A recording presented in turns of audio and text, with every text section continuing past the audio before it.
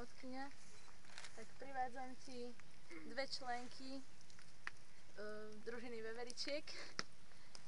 Našu najmladšiu členku Paťku a členku Mirku, ktorá sa k nám vrátila po dlhom čase. Tak ako prvá predstúpi Mirka. Sľubujem na svoju česť, že sa vynasnažím zo všetkých síl splniť povinnosti voči Bohu a svojej vlasti, pomáhať v každom čase svojim blížnym a dodržiavať svátsky zákon. Tak mi Pán Boh pomáhaj.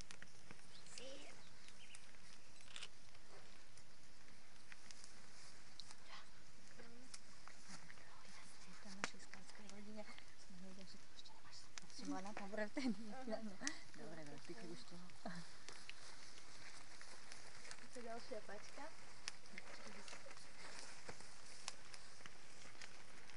Ja, Patricia, sľubujem na svoju česť, že sa vynasnažím zo všetkých síl splniť si povinnosti voči Bohu a svojej vlasti, pomáhať v každom čase svojim blížnym a dodržiavať skátsky zákon. Tak mi Pán Boh pomáhaj.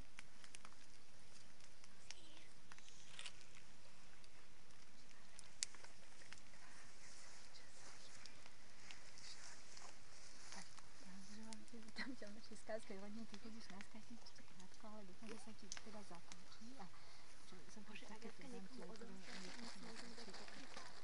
som zabudla dať, dobre?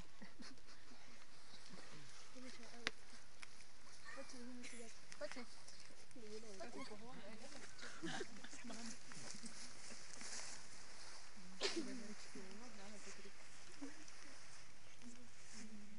My sme malé veveričky, máme rýchle nožičky. Radi sa bláznime a hráme, bratom, sestram pomáhame.